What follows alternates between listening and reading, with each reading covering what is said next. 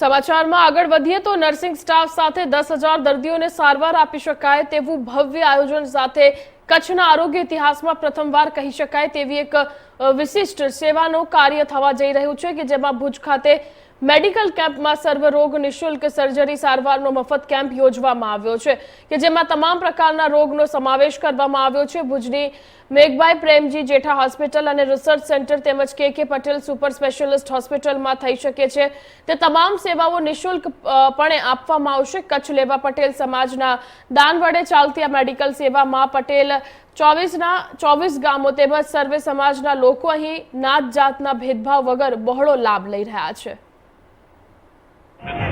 જેમાં આપણે એમ કહીએ કે એ સારવારની અંદર તમામ પ્રકારના રોગો જે લેવા પટેલ હોસ્પિટલ અને કે પટેલ સુપર સ્પેશિયલ હોસ્પિટલ મધ્યે જે સેવા સારવાર ઉપલબ્ધ છે એવા તમામ પ્રકારના જે રોગો છે, જેમ કે આપણે જે હાડકાના રોગો છે, સ્ત્રી રોગ છે, હૃદયની વાત છે કે કેન્સર વિભાગ છે, યુરોલોજી વિભાગ છે, તમામ જે વિભાગો છે એમની જે સેવા સારવાર થવાની છે।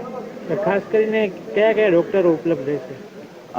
કચ્છના જે નામાંકિત બધા જે હોસ્પિટલો છે જે આપણે યાદી આપી છે એવા હોસ્પિટલના બધા કચ્છના ડૉક્ટરોની સેવા ઉપલબ્ધ કરાઈ છે। અને વિશેષ કરીને કારણ કે અમારું જે આયોજન છે કે ખૂબ મોટી સંખ્યામાં જે બધાએ દર્દી નારાયણ પધારવાના છે તો એમને પહોંચી વળવા માટે અમે અમદાવાદથી પણ જે એક્સપર્ટ ડૉક્ટર છે, નિષ્ણાત ડૉક્ટરને પણ અહીંયા ઉપસ્થિત રાખી અને સમય બચે એ રીતે આખું આયોજન છે।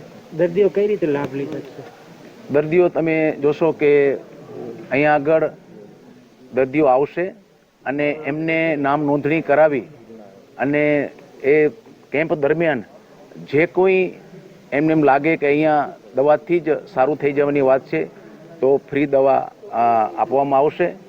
એમને એમ લાગે ડૉક્ટરને કે હોસ્પિટલ મધ્યે આગળ ફર્ધર ટ્રીટમેન્ટ માટેની લઈ જવાની વાત છે તો ત્યાં હોસ્પિટલમાં એ ક્રમ પ્રમાણે એમને બોલાવવામાં આવશે। એમની જે કંઈ સારવાર થશે, જે કંઈ ઓપરેશન જે કંઈ હોય એ તમામ ફ્રી હશે અને એમાં જે દવાઓ જે છે એ પણ ફ્રી આપવામાં આવશે। એટલે એક પેશન્ટ પાસે એક પણ રૂપિયો આ કેમ્પ દરમિયાન લેવામાં નહીં આવે।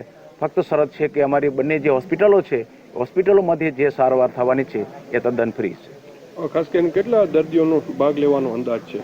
અમારા દાતાઓની લાગણી છે કે ગમે એટલા દર્દીઓ આવે, લગભગ અમે તો આપણે એમ કહીએ કે 10,000 દર્દીઓ અહીંયા આ કેમ્પમાં આવે ત્યાં સુધી આ માળખું પહોંચી વળવાનું જે